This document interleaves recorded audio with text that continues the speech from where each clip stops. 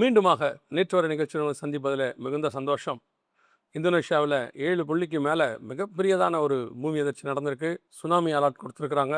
இன்னொரு பக்கம் அமெரிக்காவில் பெட்ரோல் விலையெல்லாம் ரொம்ப ஹைப்பாக இருக்குது. இன்னொரு பக்கம் உலகளாவிய பிலிப்பைன்ஸ் போன்ற நாடுகளில் லாக்டவுன் எமர்ஜென்சி போட்டிருக்கிறாங்க.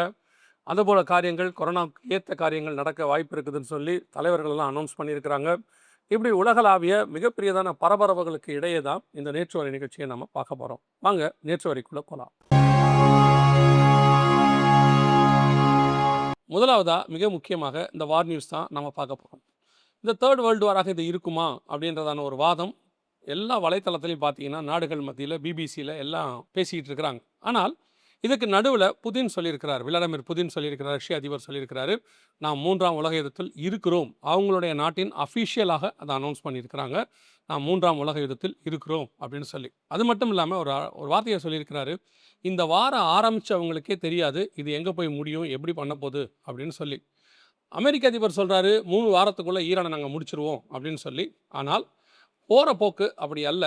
இந்த வார் வேறு பரிமாணத்துக்குள்ளே போய்கிட்டே இருக்குது. மிகப்பெரிதான ஒரு அழிவை நோக்கி, உலகளாவிய அழிவு. இப்போது நாங்கள் இந்த நேற்று வரை எடுக்கும்போது கூட குவைத்தோடைய இன்னொரு ஆயில் காரியத்தை அவங்க அடிச்சிருக்கிறாங்க. அதே மாதிரி ஈரானுடையதான நியூக்ளியர் சைட்ஸ் பாதிக்கப்பட்டிருக்கிறது. இஸ்ரேலில் நியூக்ளியர் சைட்டை அடிச்சிருக்கிறாங்க. இப்படி இந்த வார் அடுத்த எக்ஸ்டென்ஷனுக்கு தான் போயிட்டே இருக்க ஒழிய முடிகிற மாதிரி வரல.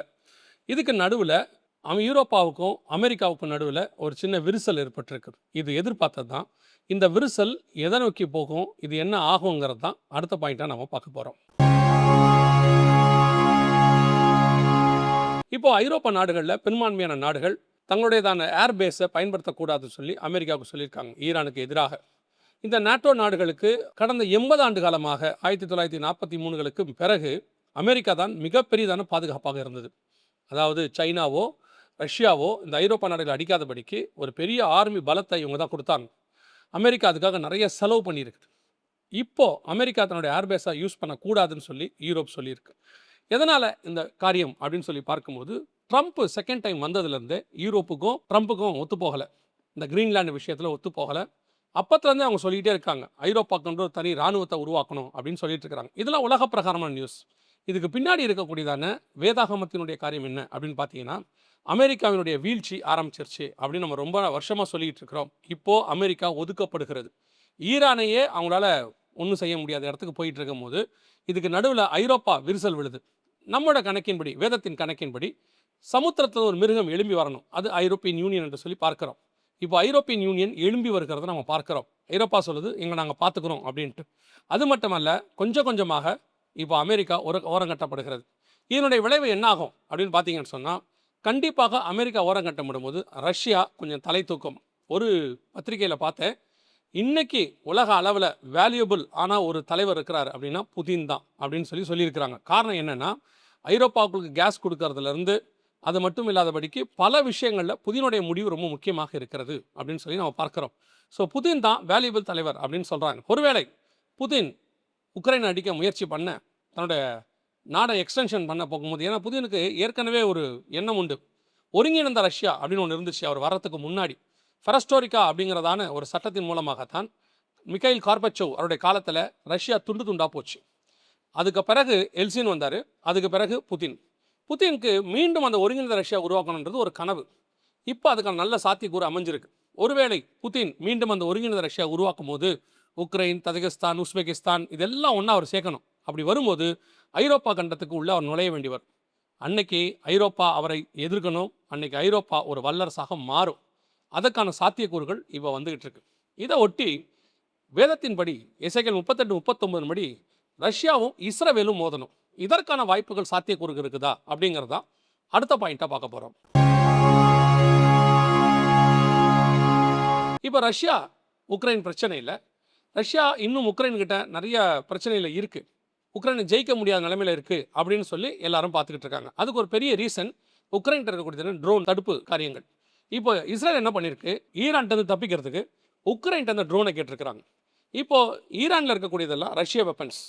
ரஷ்யாவுடைய வெப்பன் ஈரானில் இருக்குது, உக்ரைனுடைய வெப்பன் இஸ்ரேல்கிட்ட வருது.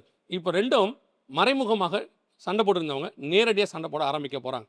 இப்போ இதில் ஒரு நியூஸ் படி ரஷ்யாவுடைய எல்லா ஆயுதங்களும் ஈரானுக்கு சப்போர்ட்டாக வருகிறது. ஒரு பக்கம் சைனாவும் வருகிறது. ஆட்டோமேட்டிக்காக ரஷ்யா இஸ்ரேலுக்கான நேரடி மோதல் ஆரம்பிக்கிறதுக்கான வாய்ப்புகள் நிறைய போயிட்டே இருக்கு. ஏதோ ஒரு இடத்தில் இது ட்ரிகர் ஆகும். அமெரிக்கா ஒதுக்கப்படும், கல்ஃப் நாடுகள் எல்லாம் அப்படியே ரஷ்யா பக்கம் சேரும். இப்போ திடீர்னு பார்த்தீங்கன்னா இஸ்ரேல் என்ன பண்ணியிருக்கு, பாலஸ்தீனர்களுக்கு தூக்கு தண்டனை விதிச்சிருக்கு. அதாவது உள்ளுக்குள்ள அத்துமீறி நுழையிறவங்களுக்குலாம் தூக்கு தண்டனை. இது கல்ஃப் நாடுகள்லாம் எதிர்க்குது. ஏற்கனவே கல்ஃப் நாடுகளுக்கு அமெரிக்கா மேலே ஒரு அதிருப்தி இருக்குது, இந்த விஷயத்தில் அமெரிக்கா நம்மளை பாதுகாக்கலை அப்படின்னு சொல்லி. ஸோ இப்போ ஆட்டோமேட்டிக்காக ரஷ்யா பக்கம் திரும்ப பாலஸ்தீன இஷ்யூவில் கல்ஃபுக்கு ஆதரவாக ரஷ்யா நுழைய ஆட்டோமேட்டிக்காக இது ரஷ்யா இஸ்ரேல் பிரச்சனையாக மாற நிறைய வாய்ப்பு இருக்குது. இனி போக போக தான் இந்த விஷயங்கள் எல்லாமே தெரியும். வேதத்தை சொன்ன தீர்க்க தரிசனத்தினுடைய பின்புலத்துக்கு நேராக தான் இது எல்லாமே போயிட்டுருக்கு. ஒரு வார் ஆரம்பிக்கிறது எங்கே வேணாலும் இருக்கலாம், அது எங்கே வேணாலும் போய் முடியும். ஆனால் இப்பொழுது நீங்கள் பார்த்தீங்கன்னு சொன்னால் இந்த வார் கொஞ்சம் கொஞ்சமாக அதை நோக்கி தான் போய்கொண்டே இருக்கிறது. எல்லாருமே அமெரிக்கா ஈரான்னாக ஃபோக்கஸ் பண்ணிகிட்டு இருக்கிறாங்க.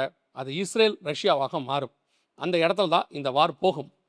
இதனுடைய அப்டேட்ஸ், இனி நடக்க போகிற காரியங்கள் எல்லாவற்றையும் கர்த்தருக்கு சித்தமானால், வருகை தாமதிக்குமானால் உங்களுக்கு இதை பற்றி நாங்கள் கொண்டு வரோம். நம்ம அடுத்து இன்னொரு மிக முக்கியமான விஷயத்தை பார்க்க போகிறோம்.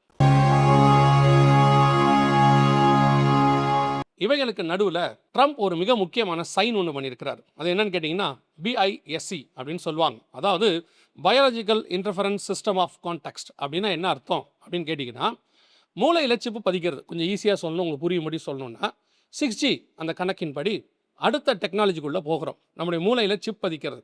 நமக்கு தெரியும் வெளிப்படுத்தல் 13:16 படி வலது கையில் நெத்தியில் தான் சிப் பதிக்கணும்.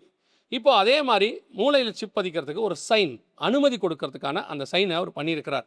ஏற்கனவே பில்கேட்ஸ் இப்போ கென்யாவில் பிள்ளைகள் கையில் இதை பதிக்கிறதாக, அதாவது கையில் பதிக்கிறதாக ஒரு நியூஸ் வந்துக்கிட்டே இருக்கு. அது வேக்சின்காக அப்படின்னு சொல்லுவாங்க, அல்லது ஓவரால் எல்லாத்துக்கும் வேக்சின் சர்டிஃபிகேட் நம்ம வச்சுருந்தோம் இல்லையா, அந்த மாதிரி ஓவராலாக எல்லாத்துக்குமே இந்த ஒரு சிப்பை பதிக்கக்கூடியதான அந்த காரியம். அதை பில்கேட்ஸ் கென்யாவில் பண்ணிகிட்டு இருக்கிறாரு அப்படின்னு சொல்கிறாங்க. இன்னொரு பக்கம் இவர் இதுக்கு சைன் பண்ணியிருக்கிறார். ஏற்கனவே யூரோப்பியன் யூனியனில் என்ன சொல்லியிருக்காங்க அப்படின்னா, வேக்சின் பாஸ்போர்ட் அப்படிங்கிற மாதிரி எல்லாருக்குமே இந்த டிஜிட்டல் ஐடி இருக்கணும் அப்படிங்கிறதையும் சொன்னாங்க. இப்போ அதுக்கு ஒரு மேஜர் கையெழுத்தை தான் ட்ரம்ப் போட்டிருக்கிறார்.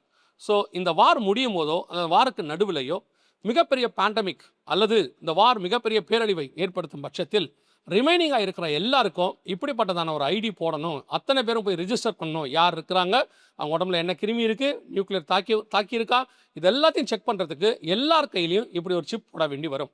இதை பற்றின அப்டேட்ஸை நாங்கள் இன்னும் உங்களுக்கு தரோம். ஆனால் எல்லாம் ரெடியாக இருக்கிறது. வெளிப்படுத்தல் 13, 16, 17 சொன்ன மாதிரி அடுத்த பேண்டமிக் ஒன்று வரப்போகிறது என்று பேசிக்கிட்டு இருக்கிறாங்க. WHO கூட அனௌன்ஸ் பண்ணியிருக்கிறாங்க. அதன் கணக்கின்படி வரும்பொழுது வலது கைக்கும் நெத்திக்குமான சிப்பு தயாராக இருக்கிறது. இதை ஒட்டி கடைசியாக இன்னும் ஒரு காரியத்தை பார்த்துட்டு நம்ம இந்த நேற்று வரையை முடிக்க போகிறோம். யூரோப்பியன் யூனியன் ஆஸ்திரேலியாவோடு தடையற்ற ஒரு ஒப்பந்தம் போட்டிருக்கிறாங்க. தடையற்ற வர்த்தகம் அப்படின்னு சொல்லுவாங்க. ஏற்கனவே இந்த வருஷம் இந்தியாவோட கூட அவங்க போட்டாங்க. அடுத்து ஆஸ்திரேலியாவோட போட்டிருக்கிறாங்க. அதாவது ரெண்டு பக்கமே டாக்ஸ் கிடையாது, ஏற்றுமதி இறக்குமதி பண்ணலாம். இது ஒரு வகையில் எப்படி இருக்குன்னு கேட்டிங்கன்னு சொன்னால், இரு நாடுகள் என்பதை விட இரு மாகாணங்கள் மாதிரி. இப்போ நீங்கள் பார்த்துருக்கீங்கன்னா, ஒரு மாநிலத்திலேருந்து இன்னொரு மாநிலத்துக்கு நீங்கள் லாரியில் எல்லாத்தையும் கொண்டு போவீங்க. ஒரு மாநிலத்திலேருந்து இன்னொரு மாநிலத்துக்கு கேஷுவலாக ட்ராவல் பண்ணிங்க. நடுவில் எந்த டாக்ஸும் உங்களுக்கு இருக்காது. பார்த்தீங்களா, இப்போ இந்தியாவிலே நீங்கள் தமிழ்நாட்டிலேருந்து போகிறீங்கன்னா காஷ்மீர் வரைக்கும் எல்லா மாநிலத்துக்கும் நீங்கள் தாண்டி போயிட்டே இருக்கலாம், வாகனம் போகும். ஆனால் எங்கேயும் நிறுத்தி இந்த மாநிலத்துக்கு நுழையத்துக்கு டேக்ஸ் கொடுக்கணும் அப்படின்னு மாட்டாங்க. ரோட் டேக்ஸ் வேறு, டோல் வேறு. நார்மலாக ஒவ்வொரு மாநிலத்துக்கும் ஒரு டேக்ஸ் கிடையாது. அப்படி ஒருங்கிணைந்து இருந்தால் தான் நம்ம இந்தியா. அதே மாதிரி தான் யூரோப்பியன் யூனியன் இருக்குது. 28 நாட்டுக்குள்ளேயே எங்கே வேணாலும் ட்ராவல் பண்ணலாம். அப்படி ஒரு ஒப்பந்தத்தை இந்தியாவுக்கும் போட்டிருக்கிறாங்க, ஆஸ்திரேலியாவுக்கும் போட்டிருக்கிறாங்க. இப்போ யூரோப்பியன் யூனியன் எக்ஸ்டெண்ட் ஆகிட்டே வருது. ஏற்கனவே இவங்க பல நாடுகளோடு போட்டுக்கிட்டே வந்தாங்க. இப்போ அவங்க பார்த்தீங்கன்னு சொன்னால் உக்ரைனை உள்ளே சேர்க்கறதுக்கான எல்லா காரியமும் செஞ்சுக்கிட்டு இருக்கிறாங்க. சுவிட்சர்லாண்டை உள்ளே சேர்க்க பண்ணிகிட்டு இருக்கிறாங்க. இப்போ ஆஸ்திரேலியாவோட கையெழுத்து போட்டிருக்கிறாங்க. ஒரு உலக அரசாங்கத்தை அவர்கள் உருவாக்குறார்கள். இந்த காரியம் நடந்து முடிஞ்ச பிறகு, யுத்தம் முடிஞ்ச பிறகு உலகளாவிய ஒரு வல்லரசு உருவாகணும். ஏற்கனவே பல தடவை இதை நம்ம சொல்லியிருக்கிறோம். அந்த வல்லரசுக்கு நல்லா கவனிச்சிங்கன்னா, ஒரு பக்கம் பொருளாதாரத்தில் யூரோப்பியன் யூனியன் இந்த தடையற்ற வர்த்தகம் ஒன்று போட்டுக்கிட்டே இருக்கிறாங்க. தானியேல் புஸ்தகம் 9:27 அவங்க உலகம் முழுக்க உடன்படிக்கை பண்ணுவாங்க அப்படின்னு இருக்கு. அந்த உடன்படிக்கை இப்போ போடப்பட்டு கொண்டே இருக்கிறது. இதை ஒட்டி அவங்க இராணுவத்தையும் ரெடி பண்ணிக்கிட்டே இருக்கிறாங்க. 42 மாதம் யுத்தம் பண்ணுவாங்கன்னு இருக்கு. அதற்கான ரெடியும் அவங்க பண்ணிகிட்டு இருக்கிறாங்க. ஸோ நம் கண்களுக்கு முன்பாக கடைசி சாம்ராஜ்யம் எழும்பி ஆளுகைக்கு வருவதற்கான வேலையை செஞ்சுக்கிட்டு இருக்கு. அவங்கள ஆளுகையில் கொண்டு உட்கார வைப்பதற்கு தேவையான யுத்தம் ஒரு பக்கம் நடந்துக்கிட்டே இருக்குது. இதுக்கு உதவி செய்கிறதான மற்ற காரியங்களும் சுற்றி நடக்குது. இதெல்லாம் நடந்துக்கிட்டு இருக்கும்போது இதெல்லாம் அவங்க ஆளுகையில் உட்காந்து அரியணையில் உட்கார்றதுக்கு நிமிஷத்துக்கு முன்னாடி சபையை மீட்க வருவேன் என்று ஆண்டவர் வாக்கு பண்ணியிருக்கிறார். இப்போ யோசிச்சு பாருங்க, அவங்கள விட நமக்கு டைம் குறைவாக இருக்குது. அவங்களே இவ்வளோ வேகமாக வேலை பார்க்கும்போது சபை எவ்வளோ வேகமாக வேலை பார்க்கணும். இப்போ இருக்கிற நேரம், இந்த அடையாளம், இதெல்லாம் உங்களுக்கு சொல்லப்படுவது சபை ஆயத்தப்படுவதற்கான நேரம் மட்டும்தான் இருக்குது. வேறு எதற்கான காரியங்களும் இப்போ இல்லை. ஒவ்வொரு நாளும் சபை ஆயத்தப்படணும். மணவாளனை சந்திக்கிறதுக்கு ஒரு மணவாட்டி எப்படி ஆயத்தப்படணுமோ அப்படி ஆயத்தப்படணும். இனி காலம் கண்டிப்பாக செல்லாது. இந்த வருகிற ஒவ்வொரு நாளுமே நமக்கு கிரேஸ் பீரியட் மாதிரி. சபை ஜெபத்திலும் உபவாசத்திலும் தரித்திருந்து மணவாளை நோக்கி பார்க்க வேண்டிய இடத்துக்கு நம்ம வந்துட்டோம். வருகை தாமதிக்குமானால் மீண்டும் இன்னொரு நேற்று நிகழ்ச்சியில் உங்களை சந்திக்கிறோம். God bless you.